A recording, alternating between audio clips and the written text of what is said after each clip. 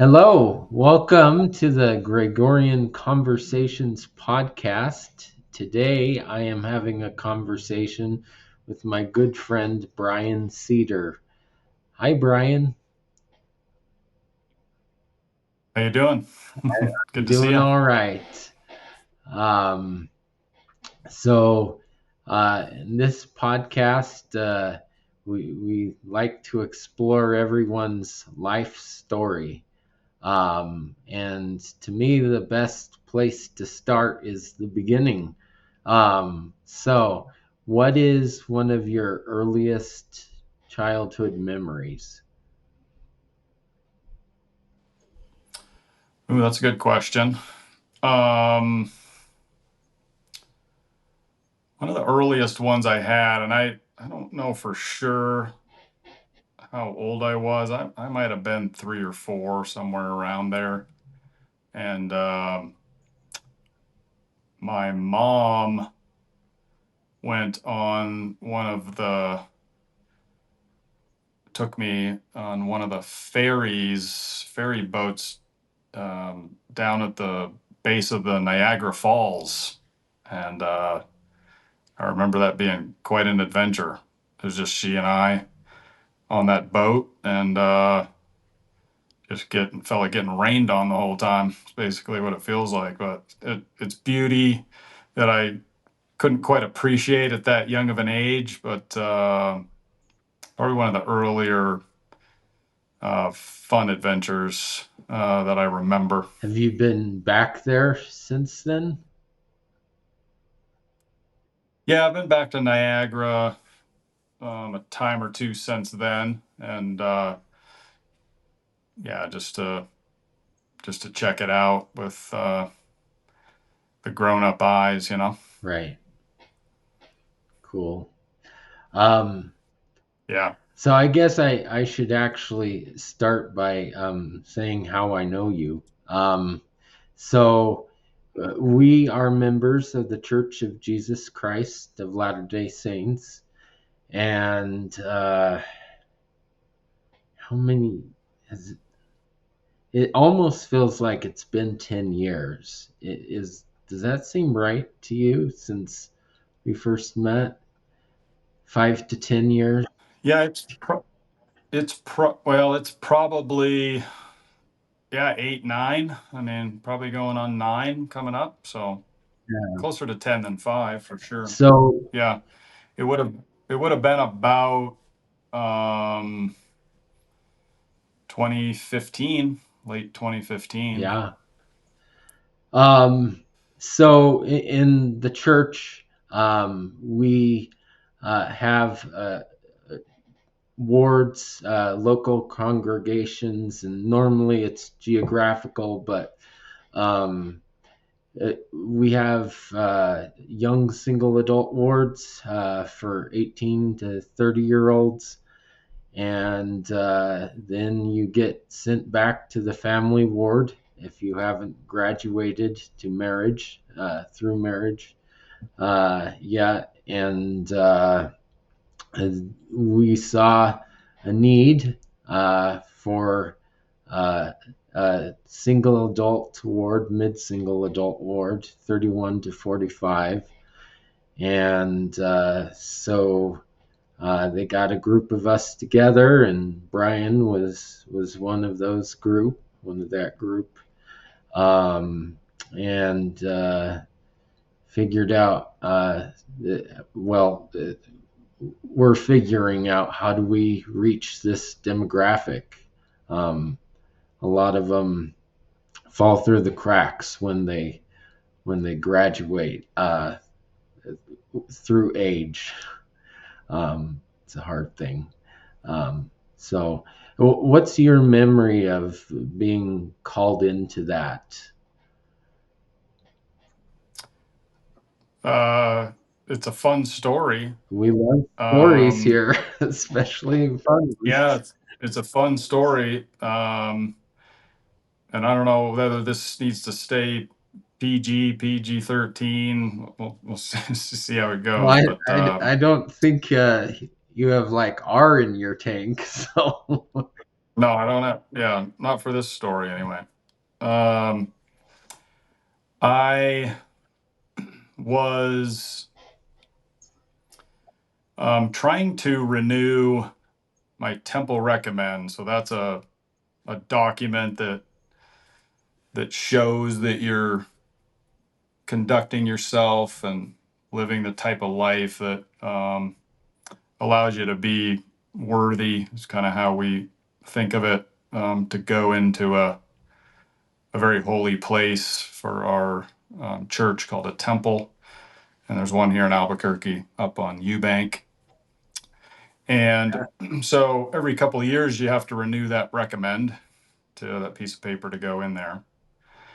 And I'd completed the ward level portion of it. And then I needed to speak with one of the stake leaders. And I was new to the stake. So I knew the building to go to, but I didn't know where in the building to go to. And I was told by a friend of mine what time to show up at this building. So I showed up at 3 o'clock, and um, no one was really around. I was just kind of doing laps trying to find out, where this might be. And I was just kind of waiting in one of the foyers, and I was like, well, maybe I'll walk around again. And I see this gentleman coming down the other end of the hallway, and I kind of got up thinking, well, maybe I'll ask this guy um, where this is all at. And I was like, I gotta kind of use the restroom too. So um, lo and behold, it was President Saxton, who was the president of the stake at the time. And I'd never met him, didn't know what he looked like. We just kind of said hi, introduced ourselves, and I told him what I was there for, and just asked him if he happened to know kind of what was happening. He said, "Yeah, you're actually an hour early." So my friend told me an hour earlier than I needed to be there. But he said, I've got some free time. I'll just, take you in and let's just take care of it. And I was like, oh, great. And he said, but first I need to use the restroom. I said, oh, me too. He said, well, it's this way. So our first meeting was in the bathroom, uh, and just chatted the whole time in there. And then he just welcomed me into his office. We had a great conversation. I just kind of relayed my current circumstances and a little bit about myself and my story. Let me interject And he, for a moment. So President Saxton, he's been on this podcast before, just for the audience. We awesome. know who this man is. So Yeah. go ahead. Yeah, a great man, and a mission president right now in Nevada. So he's busy elsewhere, but um, so he invited me in. We talked for a little bit, and he um, explained to me his vision of what he saw for my age group and people who were single like myself at this stage of our life. And I was kind of I was kind of new to the scene in a sense. Had been recently divorced, and I just wasn't really familiar with much of the things he was sharing and talking about. But he asked me to be on a committee that he was putting together in order to ultimately form some stronger unions between the mid-single demographic in the greater Albuquerque area, and I said yes, and not really knowing what I was getting myself into. He joked that he would renew my temple recommend as long as I agreed to be on the committee. So I don't know if that's religious sabotage or what we Extortion. might call it, but yeah, extortion. Yeah, is a better word. Yeah, thank you.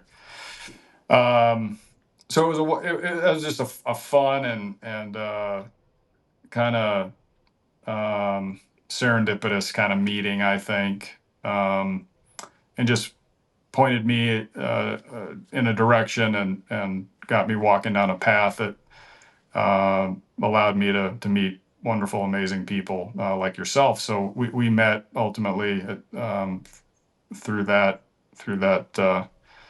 pathway. And there were, I think, we were trying to have two representatives from each of the stakes in the area. Um, so it was a committee of about 14, well, 10 to 14 people. And really, our first big order of business was we had a big mid singles conference that we wanted to put on.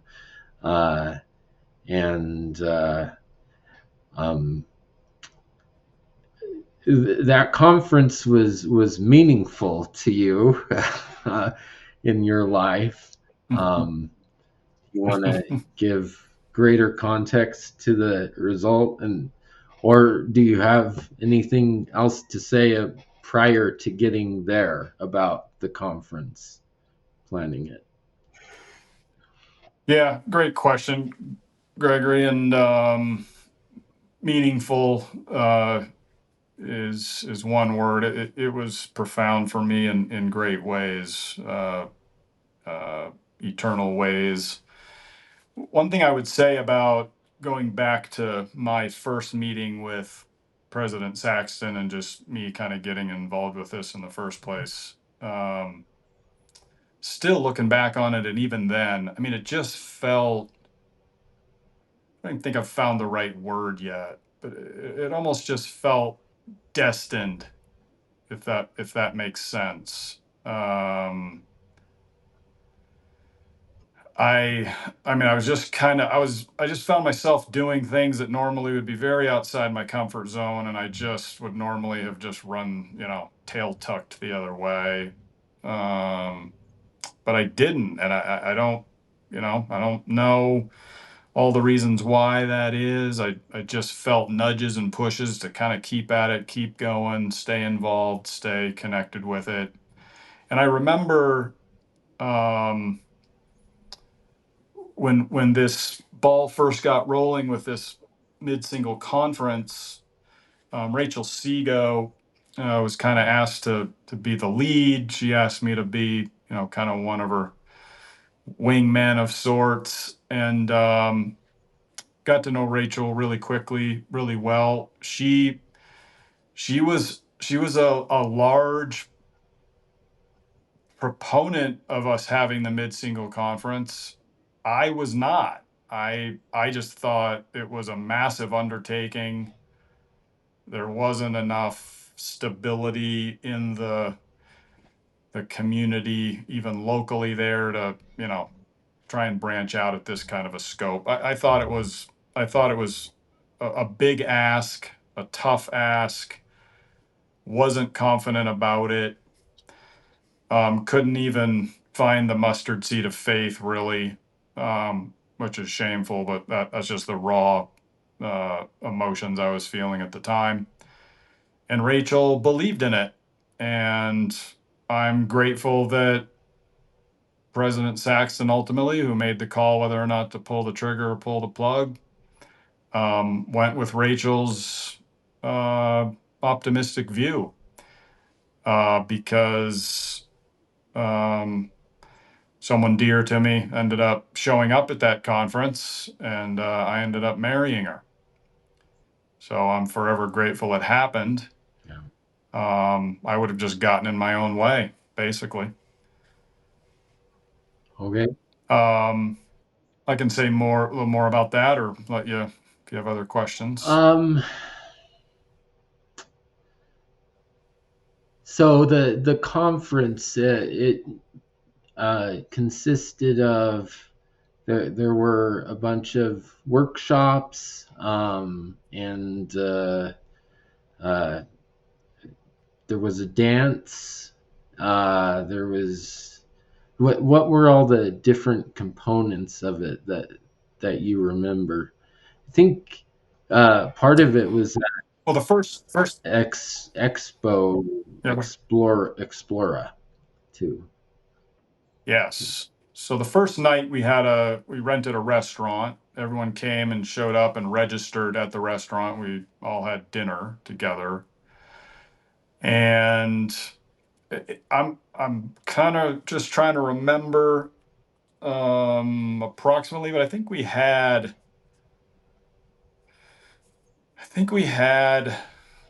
100 and something teen people registered. It was something like that. I think we ultimately had 80 something that I think ended up really showing up. So we were very happy and pleased and surprised and proud of that. Um, so it was the meal at the restaurant, and then we went over to Explora, which is like a very interactive kind of science center, if you will, with different floors to it, for all ages of people. But we had rented the top floor pavilion out there, and we had dessert up there along with a 2-minute speed dating activity. Yeah.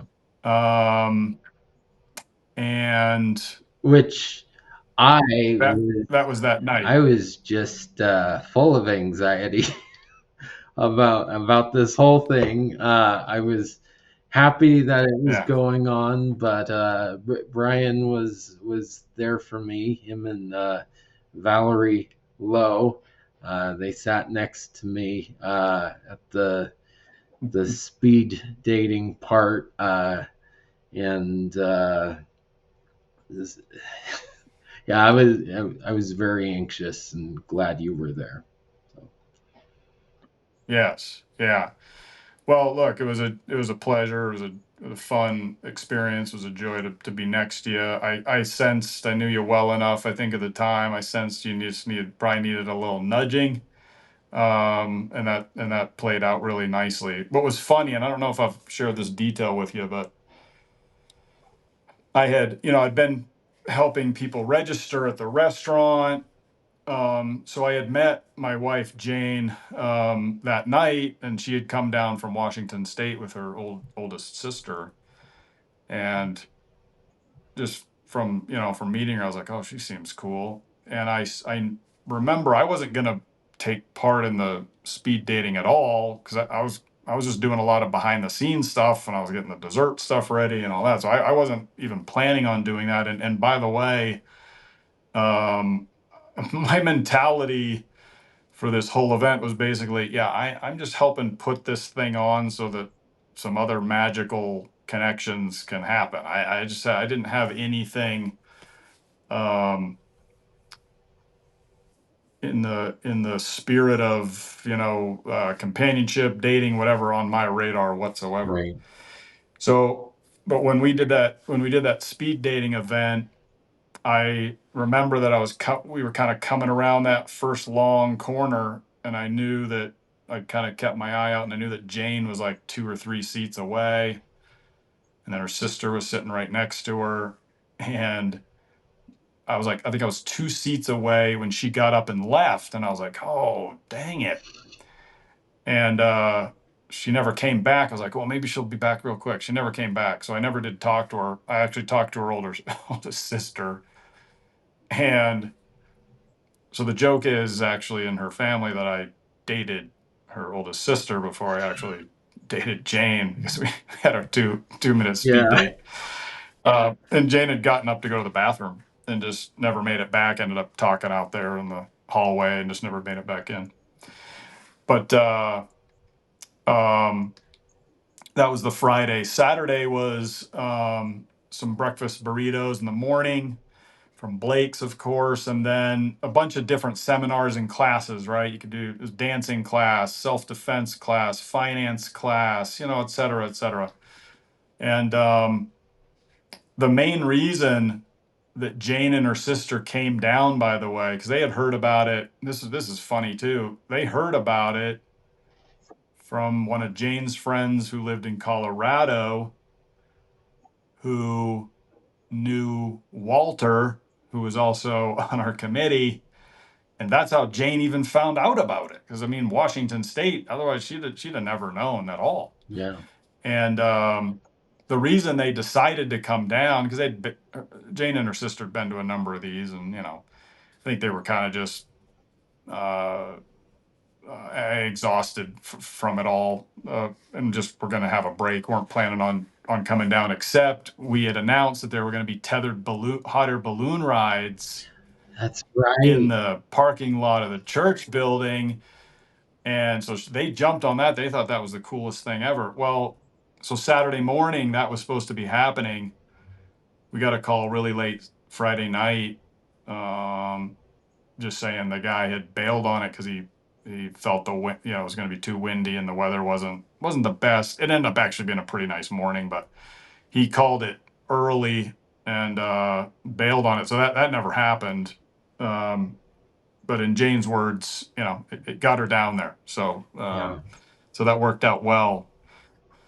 Um, and then Saturday night, um, there was some break time, and then there was some service project, and then Saturday night was a dance at the Balloon Fiesta Park at the museum there in the top floor. We had that catered, and that was a really fun night.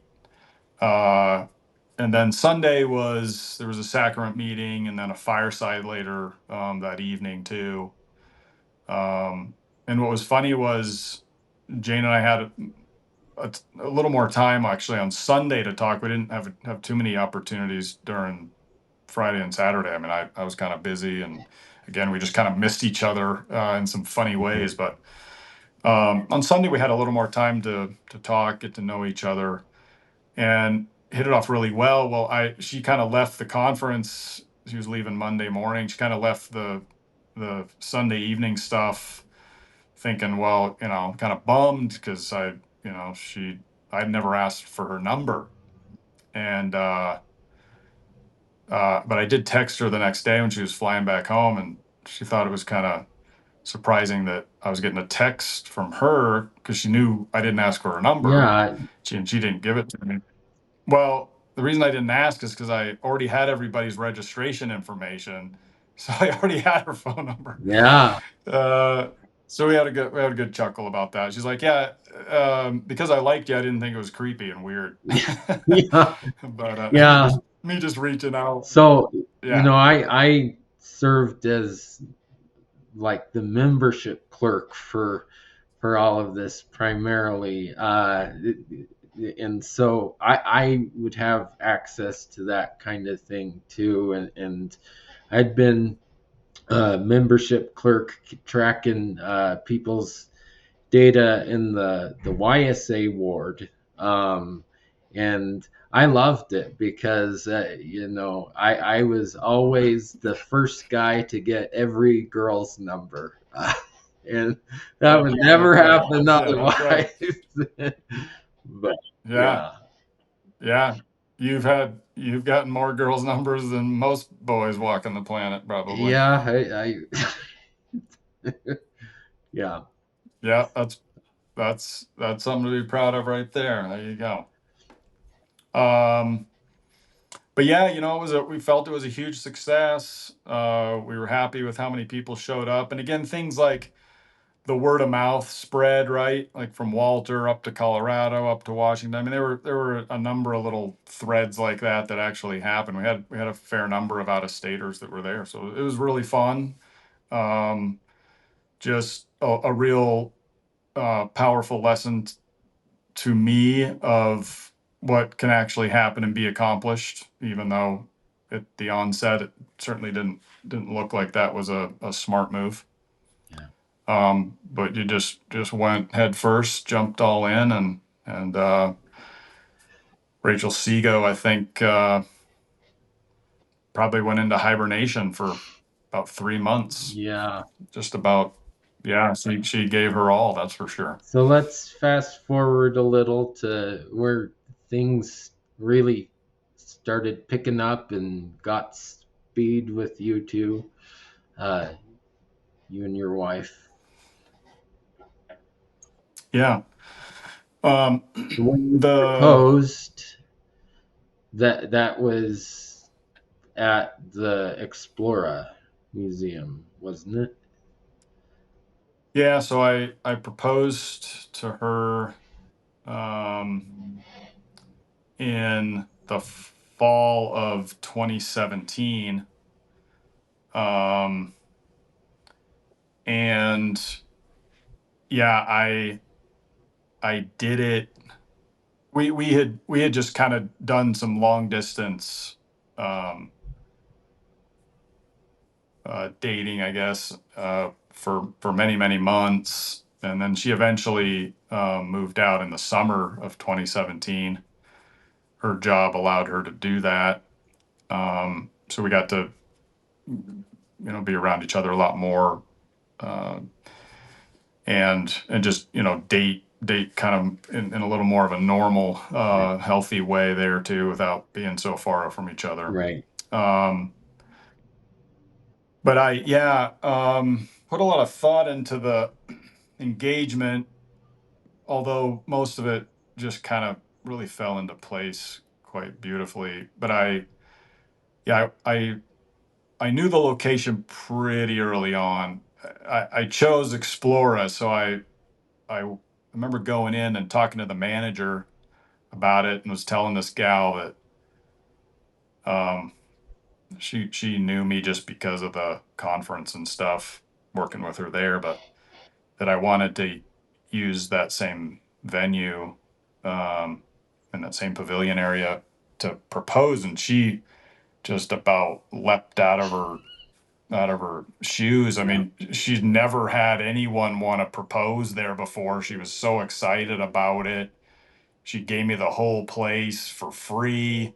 She accommodated me on the day and time I wanted to do it. She just, bent over backwards to make it convenient for me. So it was a wonderful, kind of meaningful uh, time. I had a little table set up in there, some flowers on it, and I came in. We went out to eat beforehand, and I drove there. This was after the place was closed down, but she was there and had this all set up where she kind of left a back door cracked open, and so I got to bring Jane up the back part of the building at night, up the elevator, and then walked her into that pavilion, and little table set out there. And what I did was I sat her down at the table, and then I proceeded to take my name tag out from the conference. I put it on, and I set my phone for 2 minutes. And I said, "There's something I want to ask you, but there's a couple things I need to do first." Number one, we're gonna have our 2-minute date, so we did it. Yeah, it was cool. Um, and then, um, I guess without getting into too much detail, the way that I ultimately proposed was she's a lover of bags, right? Travel bags, makeup bags. She just loves little bags for all kinds of different things. So I had a little the carry-on size suitcase under the table. I'd gone there earlier that afternoon and helped set all this stuff up. And so I had my little travel size suitcase, and then I basically, within that, there were like stacking dolls idea. There were a number of different bags within bags, and it ultimately that were meaningful for things that were meaningful throughout our dating relationship. Hmm. And the outside, the travel one, because we traveled long distance initially, and then it kind of just, as it went inside each other, it just got closer to this actual day. And then in the very inside one was a little lock box that she had a key for, because I'd given it to her many months before. That ended up allowing her to unlock this box, and the ring box was on the very inside. And then I proposed that way. So it was kind of a nice way to just kind of go revisit some memories, and a place that was, you know, just became real special for us. It was fun to do Very, very smooth. Very. it. I like. She said yes. Yeah. Yeah, she said yes, which is great. All right. So, um, let's go back to the big timeline. So, um, we talked about one of your early memories was Niagara Falls. Um, what were some other memories just growing up? Elementary school, mid school, high school, kind of anything that sticks out? Well, um, this hasn't been mentioned yet, but it's worth mentioning, I suppose.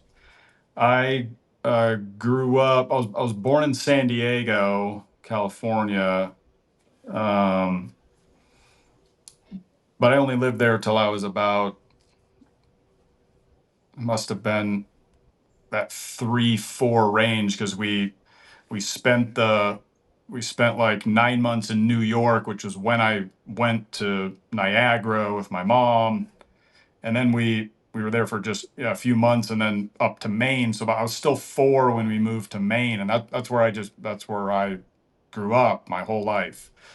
Uh, that's the life I, at least as far back as I can remember, pretty much. And Cold, so right? what's that? Cold? Is it cold up there? It's Yeah, way yeah, up Maine's there. cold. Yeah, it's a long winter. It's a long winter. And we get snowfall, right? It's, I mean, we're dumped on, it's many, many inches. I mean, many feet of snow usually at the end of a winter. So we get a lot of precipitation there. Um, and my driveway, I know this because my brother and I measured it one time. My driveway was 162, 163 feet long, and it had a big turnout in it. And my brother Kyle and I, he was a couple years younger than me. I was the oldest of 6 kids, but the two of us were the only snow plow my dad ever believed in. So we sometimes my dad would help when he could, but yeah, my brother Kyle and I have shoveled enough of that white stuff to that I don't miss it. That's for sure. Um, but I grew up in a real tiny town. I mean, 6,000 people, real remote, small enough. Like I never went trick or treating. You're just not. It just doesn't make sense to go. Hey, you can't see one house to the next, and out in the woods. So just some unique kind of circumstances. But I was also um, the only member of the church in my school ever, right? Till my brother came in 2 years behind me. So all of my friends at church, most of us went to different high schools, scattered around. I mean, I would only see my church friends during high school. I'd see them for seminary, but or at church, but we were never going. I was never going to the same high school as any of my friends. Um, so you can imagine, I went from that to I miraculously got accepted into BYU and Provo. Um, and that was just a culture shock and a half for me. That was incredibly uh, eye opening, challenging on a lot of levels too. Um, I mean, I loved it, but it was there was some adjustment there at the beginning, Lot no doubt more about it. members of the church there. Yeah, a lot more Yeah. members. Just a lot of church cultural stuff I was not familiar with, just did not understand. How many And people do you think uh, are there when you were there? 10,000, five in thousand. BYU. What would how, you estimate? how many students Yeah, were at BYU? yeah, Oh, it was, yeah, it was all together, and I don't know how many of these, thinking back, would have been like grad students or what, but it was, it was a low 30, it was 32 to 34,000 people at that school, at that university. I mean, it's big. yeah. they're not all. I mean, some of them are living in the outskirts and coming on in. I think, but I mean, it's a massive thing. So were you And in the dorms or in one of those outside? yeah, I was at old Deseret Tower dorms. I mean, they don't even exist anymore. I don't think. Yeah, it's all gone now. But so I was in a dorm. I was the only. My high school had my graduating class had like 180 kids. I mean, there weren't many of us, and so small high school. Um, and I was the only one out of there to go west of Boston for school. I mean, all my friends, all those, I mean, we all knew each other, but Yeah, everybody was staying local. I mean, no one was going that far away for school. Um, and I didn't know a soul out there. I mean, I flew out alone. I met my roommate, and luckily, yeah, I didn't have any family, didn't know anybody. And luckily, my roommate had been there for the summer term, uh, and I joined the fall semester. yeah, So he already knew a bunch of people, which was helpful. So I got to just kind of um, shadow him and figure it out. But I mean, I was just deer in the headlights for a few weeks. right. Um, lot of changes, very different environment for me. So But you know, now, uh, now you're an eye doctor. I forget the optometrist. Is that the right word? yeah, Um, yeah, so optometrist. did you know that right away going to BYU that you were gonna study medical stuff, or when did when did that? Yeah, good question. The short answer, no, I did not know that that was what I was going to do and I didn't realize this at the time, but I thought that when I went out there, I had to have declared a major before I showed up. So I declared sports medicine. It was just kind of the one that seemed coolest to me, looking through the whole catalog of majors. And so I did. I was that was my declaration my freshman year. I went on a LDS mission after that full year of school. After I came back from there, I still didn't have any idea what I wanted to do. I will say this: if BYU just didn't have this degree, if BYU did have an architectural degree, I would be an architect today. I mean, that's what I would have done. I just like design, like that kind of stuff. Um, My neighbor, University of Utah had one, but I couldn't afford to go there. my neighbor growing up was architect. I think it was a long time Yeah, ago now. yeah. Back up a little to you served the mission. Where did you serve?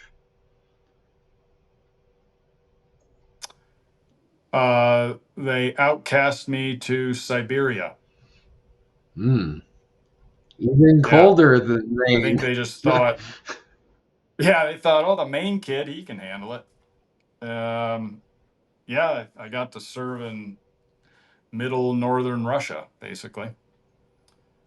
Um, an incredible 2 years of my life. It was very non-traditional mission experience. Why do But I you, mean, just cherished time I wouldn't change for anything. why do you say it was non-traditional? Um, I I got called to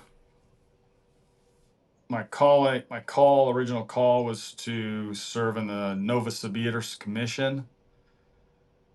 And when I got to Novosibirsk, I was there for about 2 months. and I got asked to go with my trainer then at the time and two other missionaries, and we opened a new city that had never Okay. had a church presence before.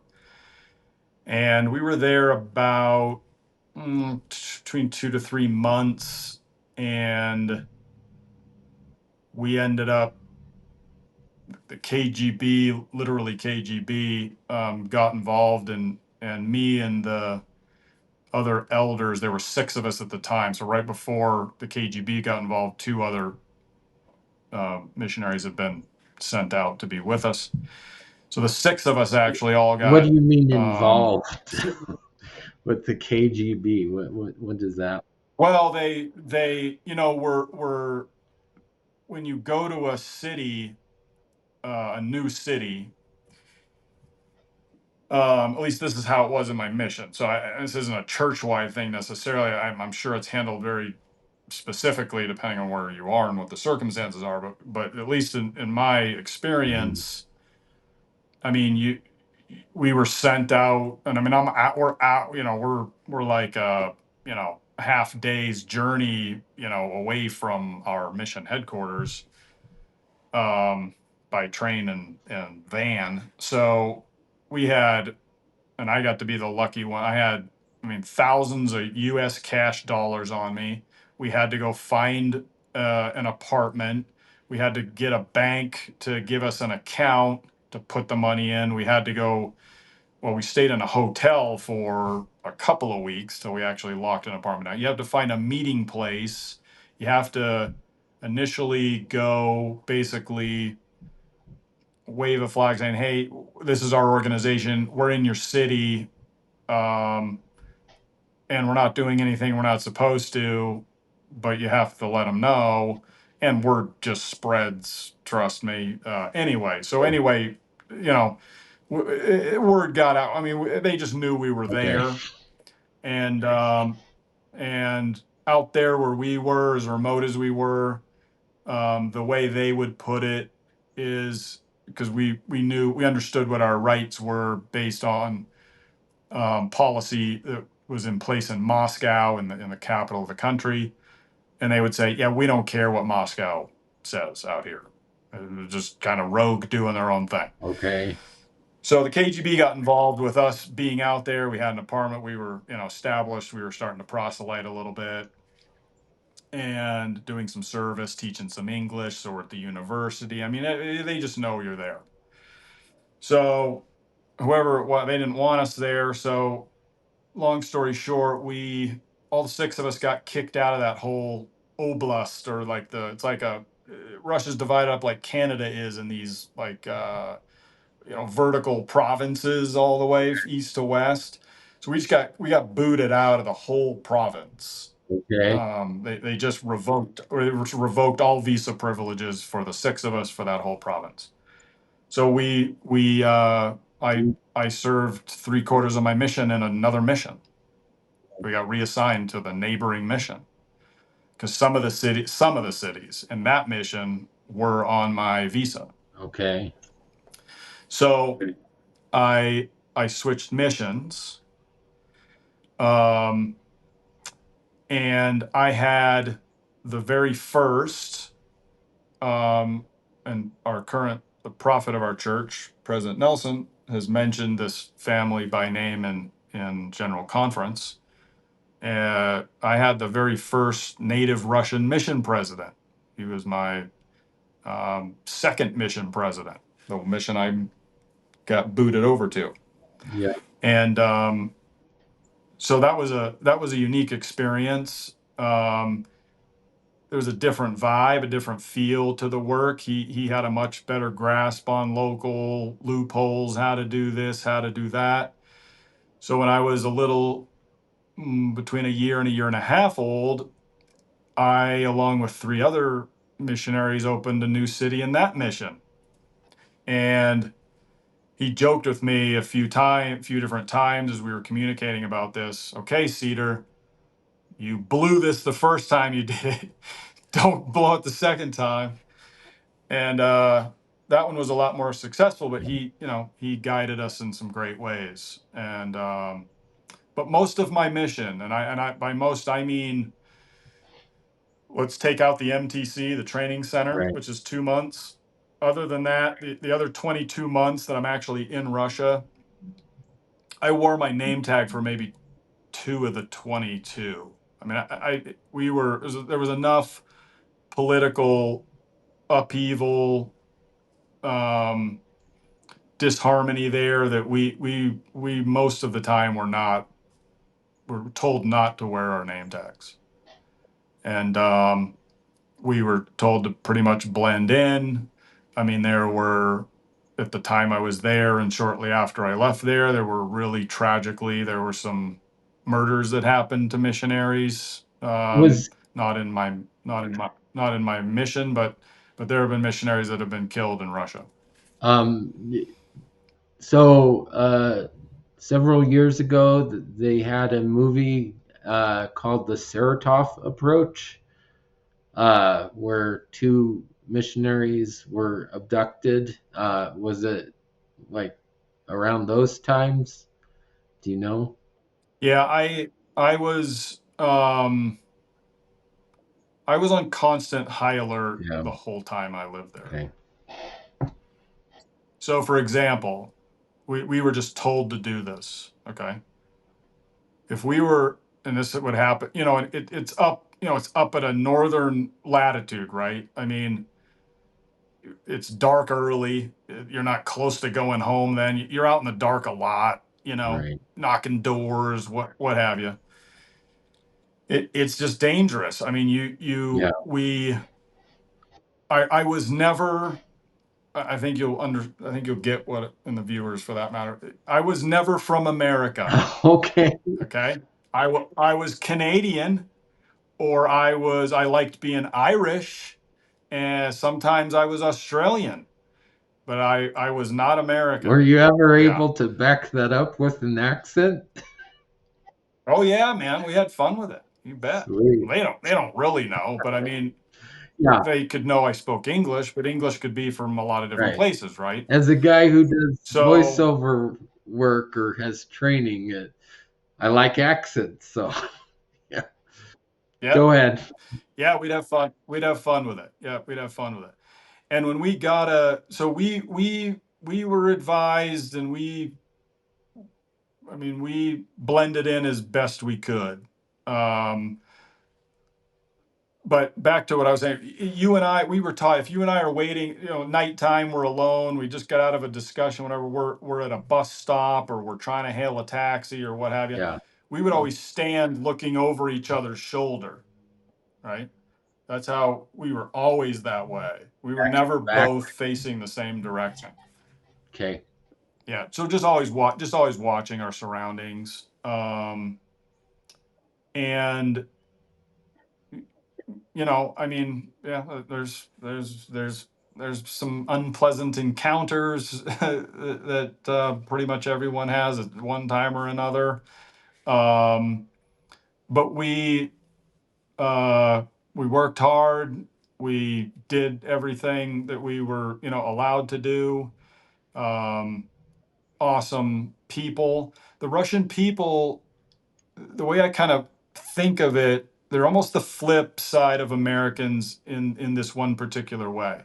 Americans commonly will be vocal and boisterous and out in public, right? We at restaurant, you're laughing, walking around in a mall, outside. We can just be that way. It's just acceptable in a lot of circumstances. But um, in Russia, it's quiet. Like you're on a public bus with, like, depends on time of year. You could have a lot of people on that bus. It was crowded. There were times I would ride public transportation and my feet would never hit the floor. It was just that packed in. I'm just flowing with a group of folks. We're off the floor of the bus. It's so full. You just have to, elbow and fight your way to the exit door. I mean, it was insane. Okay. Never experienced anything like that. But it's you can hear a pin drop. No one's talking.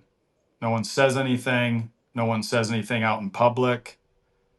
It's dead quiet. So for us to try to contact people, you know, it would surprise them almost every time. But you got to understand, I mean, I was there in 95 to 97. I mean, the first missionaries in the church went into St. Petersburg from Helsinki, Finland in like, I think it was 92, late 92. Oh, So wow. Okay. the stuff I was, this was like 2.5 to 3 years before I got there. The areas I went, brand spanking new stuff going on. I Yeah. mean, just frontier kind of stuff. And it was soon enough after the fall of communism. Communism, I got to see its impact. I mean, the reason it's dead quiet is you would never be caught saying something out in public for fear that the wrong person heard it the wrong way. Yeah. And you would just never be seen again. I mean, and you're talking your neighbors. So the most common thing that we were asked when we would knock doors in these apartment buildings and just inviting people to a church meeting, right? Nothing more threatening than that.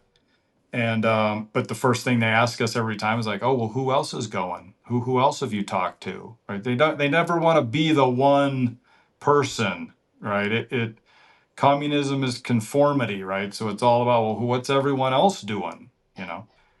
Um, so that was very apparent in their culture at that point in time.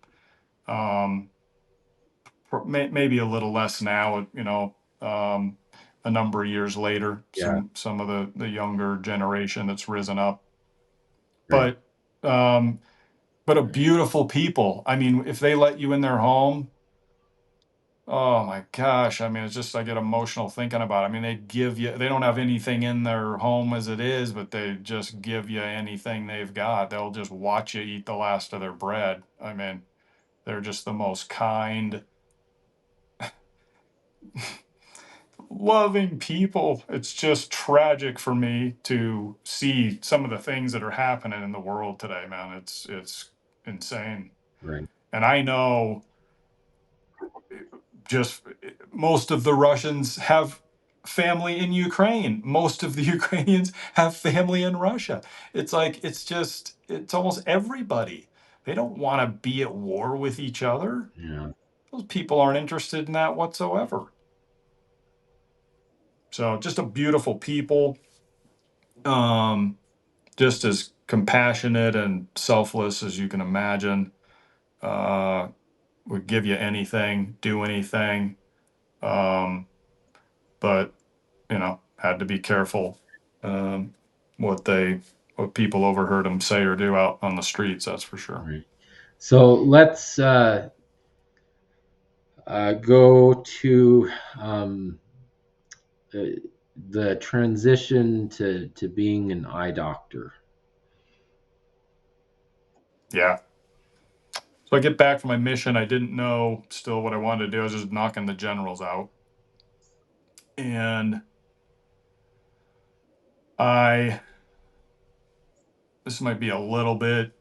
This is partially, admittedly, an ignorant statement, but at the time, at least, that's kind of how it seemed to me. When you're at BYU and you're a guy, most of the time you're going to do engineering, pre-law, business/accounting, or pre-medical something. Right. That was kind of it. It was kind of it. It was one of those four, usually.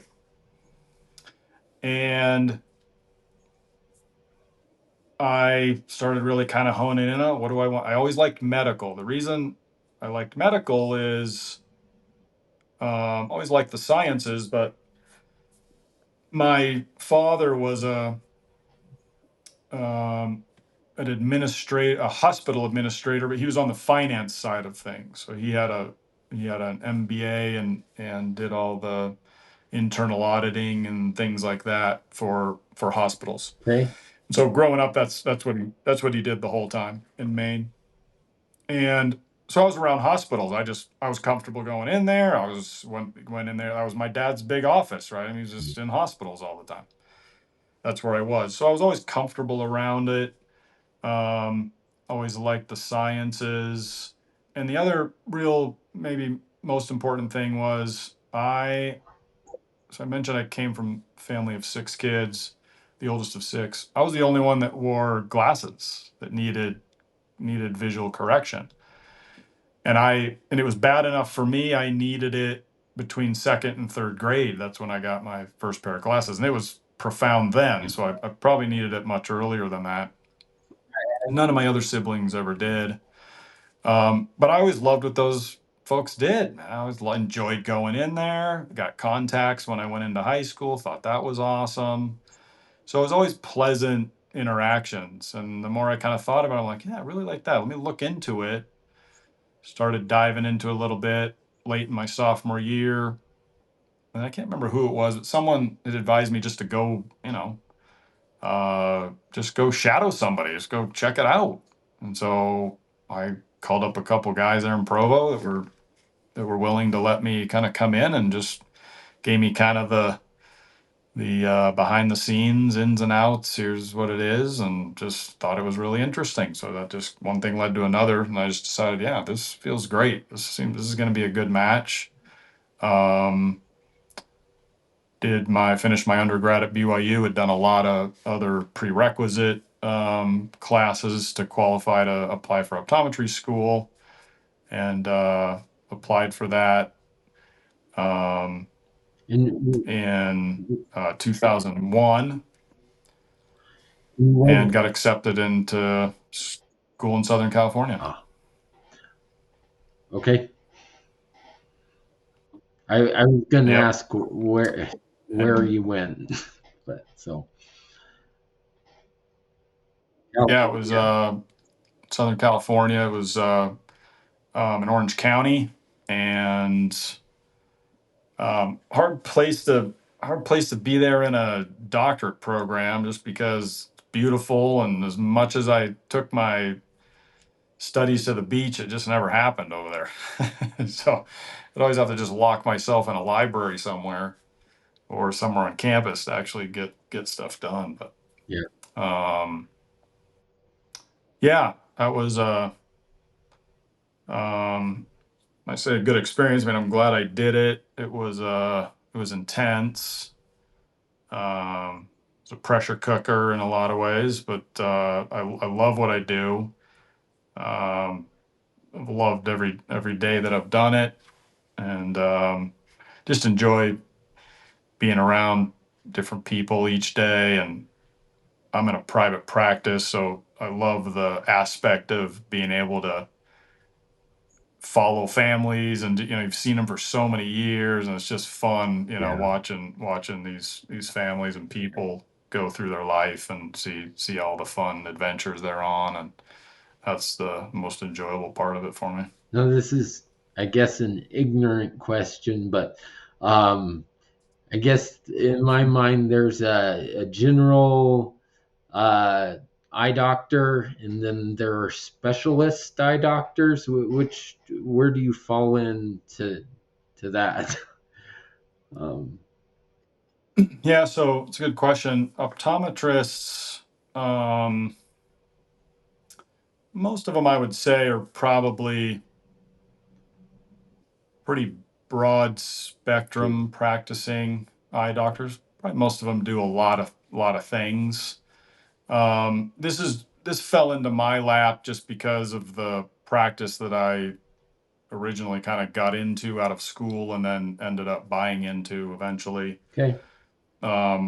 The doctor I took over for did a lot of uh, um, specialty contact lens work with like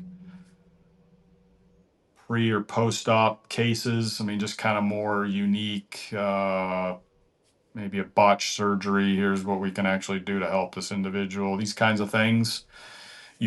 Real unique eye diseases or conditions that require, specialty stuff. So I do a good chunk of that, but that's just because I didn't really seek that out. It was just kind of a lot of what the doc did that I took over for, and I enjoy it. Um, but I but most optometrists do, I mean, I do pretty much everything. Um, and it varies a little bit actually for optometrists depending on where you're practicing, right? So I'm in a private practice, so I'm just kind of always triaging and seeing whatever's calling in, right? Okay. But some are hospital based, some are going to be retail based in like your Costco, your Walmart. Those docs are usually referring a lot of stuff outside of those places. They just don't deal with a lot of um, as much variety, maybe is a better way to put it. Um, so as far as what you're kind of honing in on, it just depends. I have colleagues that love seeing the kids and they do mostly pediatric stuff. I don't do near as much of that. You kind of have to have a lot of your office really devoted to that to make that a real uh, valiant venture there for on behalf of the little ones, really. Okay. Um, but then we will refer for basically anything that's major surgical stuff, right? So we treat disease, we manage glasses, contacts, therapy stuff. I mean, we do all that other general stuff. Um, but if you need cataract surgery, if you need LASIK surgery, if you need retinal surgery, right, we're referring to ophthalmologists for that, and they're specialized in those specific areas. Usually, that's just their bread and butter. It's whichever one of those. That's what they do all day long. Okay. And they're it's good to have some great ones in your back pocket Right. there. Nowadays more than ever, I mean, insurances are dictating a lot of where we kind of deflect people, Right. um, and that's just become a lot more of a nightmare for everybody, really, unfortunately. Um, so tell me a little more about your journey as a disciple of Jesus Christ. What's your faith story? Yeah, I mean, mission is a big part of that. We got that box checked. But absolutely. when did Yep, you yep. like have the conversion experience? When was that? Going into the mission, in the mission, after the mission, where you really Yeah, it's a good question. I feel like that happened for me. Um, kind of the kind of tail end of high school, first year of college. I think where I really locked in. Um, I mentioned, I grew up being the only member of the church all through my schooling in Maine. Um, by no means was I mean, gosh, the situations I wish I could go back and revisit, but um, I tried pretty hard to represent the church as best I could. Um, it was uh, validating, I guess, in certain ways when I would hear my good friends backing me up or vouching for me. Oh, Cedar doesn't drink, or right? they just know because they know me well enough. Knew my standards and whatnot. But that was just kind of I just had kind of always. It wasn't that I was strong at doing it when I was in when I was in those teenage years, which is it's hard to it's peer pressures. it was a little easier for me, I guess I would say, at that stage because I'd known all these kids for back, even since back in elementary school, right? So they just knew when it was just, oh yeah, I mean, everyone just knew that that was my religious affiliation, and they knew kind of the things I did or didn't do. And so by the time I'm hitting high school, there's no news to share with anybody. Right. Um, so that was, I guess that was a little bit of a benefit on that end. But because of that too, because it was just kind of this, ever since I was kind of young, and I just was just kind of living that same, in that same bubble of just being the only kid, Right. unless I was out at church. I did draw great strength from my church friends, and I did love going to, a stake dance and actually getting to see a bunch of kids that I'd never see for another several months. But at least feeling that sense of belonging, Right. right? And that I am part of a bigger group. I'm not the only guy. So, Um, maybe a better word than conversion then is maturing. When do, can you tell me about how your faith has matured over? yeah. Yeah. So leading in from what I just said, I mean, when I got out to BYU, I mentioned the culture shock of Provo, but I was so fortunate to have a roommate who was awesome, met some incredible guys out there, and gals, of course, too, but guys that were that really impacted, because when I got out there, I didn't know if I wanted to go on a mission. I mean, I was considering it, I guess. I wasn't solid on that. But when I got out there and met a good handful of friends and good handful of people, um, that was powerfully impactful and influential on me. Um, and I could feel a lot of the things that I thought and kind of said, and the way I carried myself throughout my life, actually, um, really ringing true. Like, yeah, I really do believe this. I really do think this is true. I'm not just saying it Right. anymore. And I was younger, so I graduated at 17. Um, well, I turned 17 um, 2 months after I got out to BYU. So I graduated real young. I was always kind of young in my class. It was just came down to a birthday cutoff, and my parents just put me in school Okay. as soon as I hit the available age. But I was just a really young kid in my grade all the time. So when I got out to BYU, I mean, after the first semester, a bunch of my friends left on their missions. After my second semester, almost every one of my friends was gone on a mission. And then I had to go back home, work for the whole summer, and then couldn't leave till October. So most of my friends were, when I was in and wrapping up my first year of school and during that summer afterwards, I mean, they were gone and doing their thing, man.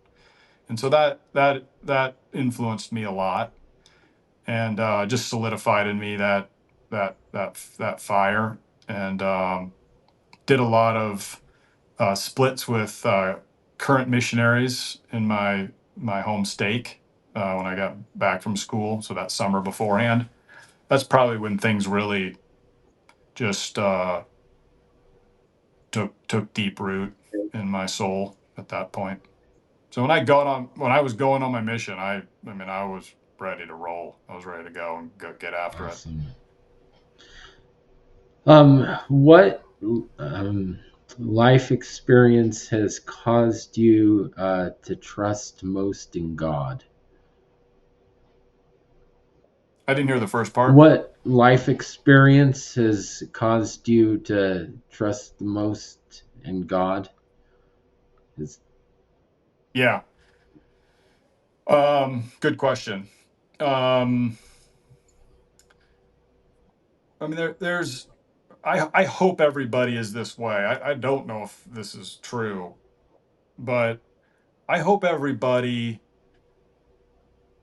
has one, two, maybe even a small handful of experiences that are very tender, very personal, very dear to them, and very poignant to receiving direction and answers and things.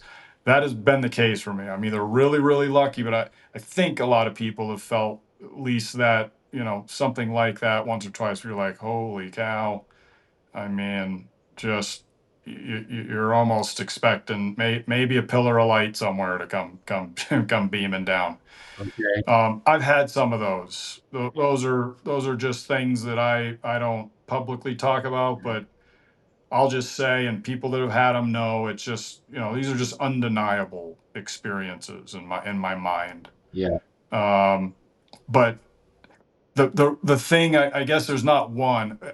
I also know that in little ways that God and I know, because it's so intimately Right. personal, the way or what happens in my life at just really opportune times. Um, it's staggering. Yeah, Okay. staggering to me. He like he he likely feels he needs to remind me often, Okay. and I need it, and I love it. Awesome. But I I Can you speak to this would be can you speak to any challenges you've had in life and how God's helped you with those in ways that you feel comfortable sharing? yeah. Um, And if you don't, I that's fine. I just figure, yeah. I a couple of bigger things come to mind. Just just thinking of a real good way to share it. I grew up. I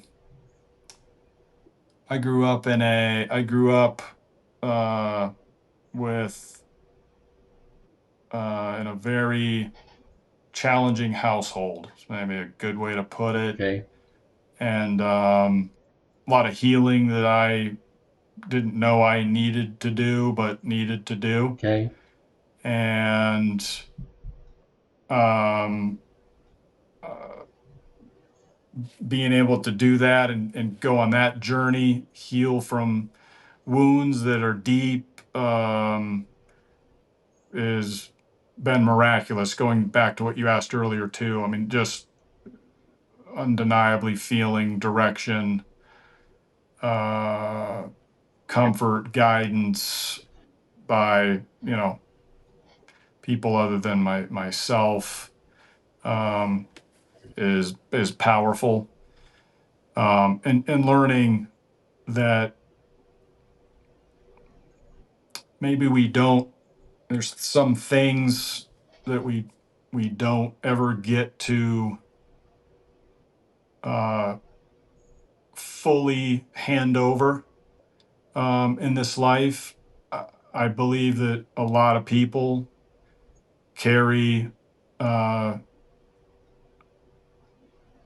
a bitter cup uh, symbolically, and that's okay. Christ had a bitter cup he couldn't pass on either, and that no one took from him. And a lot of us have those bitter cups that right, we will carry our whole life, and it's okay to do that. It's a great reminder uh, of how amazing Christ is, because you get to empathize with him on that one, yeah, and okay, and it's Oh, it's pretty enabling too, at the same time, a lot of times. cool. So The other, go ahead. yeah, go Go ahead. ahead. Sorry. Yeah, the other real challenging chapter in my life is, um, I've shared about meeting Jane and the mid single experience there, and that was I met her a couple of years after I'd been divorced. So I've gone through a divorce. I was divorced in 2015, early 2015, and um, I have four beautiful daughters from that part of my life, from that relationship. And look, I mean, I guess regardless of how amicable or uh, peaceful it might be between uh, two spouses, I mean, divorce is just a terrible, tragic thing. I mean, no matter what way you spin it, it's just really devastating. It's life changing, and when there's children involved, I mean, they're the real victims of those events, and um, most of the life lessons and powerful things and powerful ways I've felt God in my life, I mean, have been since 2015. Um, yeah, there's there's a lot of hard knocks education that comes from an experience like that. Right. I'll share this. This is kind of a tender thing. Um, and I didn't know this again. I didn't anticipate myself being in the circumstances I was in when I was meeting President Saxton and got invited to be part of the mid single group. Just never anticipated being there, but um, so grateful for the amazing souls that I've had the privilege of knowing. But I learned I kind of learned this. I don't even remember. Just maybe I overheard it, but um, it's a high statistic. And you're a numbers guy. You may know the actual number, but the number of males that stay active in the church after divorcing in our church is puny. It's staggeringly low. Yeah. I mean, like it might even be less than 15% low. Yeah. It's really So low, I don't know right? divorce specific, but mid singles specific. The number of mid singles that were active when we started this whole thing was 3%. So, and I had never seen a I know. yeah, Yeah. never seen that Yeah. number So before. the yeah, I that was unfathomable to me. It really shocked me. That's just terribly sad. Um, and in the same breath, I'll say I get it. Right. I get it. Yeah. And what I'm leading to is the tender experience. I'll share what it was, not kind of how it happened, but I will just say I literally remember feeling like I was standing at a crossroad and I had one of two choices to make. And it was really powerful. Okay. It was really, really just a powerful experience. Uh, and I mean, I just could have gone either way, really. You know, I get how you get down one path versus another. I mean, I completely get it. Okay. And there's a decision that has to be made. You know, there's a decision that has to be made there, and yeah, all of us. I hope we find the for those that visit that place, I hope we find the courage to turn ourselves in a direction that will ultimately For sure. bring us a lot more peace and happiness. That's for sure. All right. So we should probably wrap this up soonish. So I have one last question. But before I ask that, is there anything that you want to cover that we haven't covered? Not that I can think of, Gregory. You've asked some awesome questions. It's So been here, a here's the great last opportunity for me. one then. Um, if you could send one message 100 years into the future for your posterity to hear, what would it be?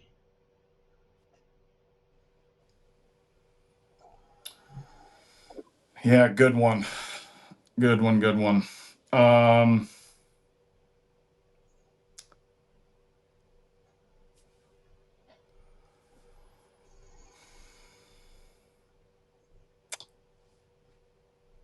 I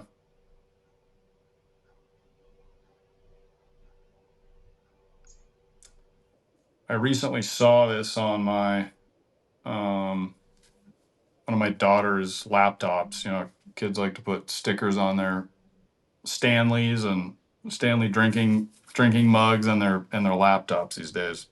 Okay. So I saw this sticker and I chuckled when I heard it, but it's the thing that popped into my head. If they don't already know it 100 years from now. Um, and it's just 3 words. It says, spoiler, God wins. Love it. And I've always believed that's true.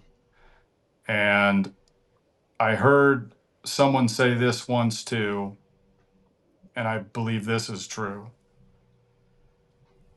Even if, even if someone just felt 100% that the things that our church as an organization and the teachings that we follow and believe in wasn't true, that none of it was true, it's still an awesome way to live your life following those principles and those guidelines. It's still an awesome way to live and an awesome way to be that is so meaningful and so powerful. Um, I concur. so believing in it is just icing on that cake, man. All right. Well, Brian Seader, it has been a pleasure to talk with you this evening, as always. Um, Likewise. so I'm very grateful for your friendship. Um, and yeah, so we'll bring this thing to a close. And Let's do it. And in the words of Bilbo Baggins, who you yeah, love, gonna go on an adventure. yes, Here we go. yeah. All right. Well, we'll see you next time, audience member, as we learn about other people's adventures. So, thank you for that. You betcha. You betcha.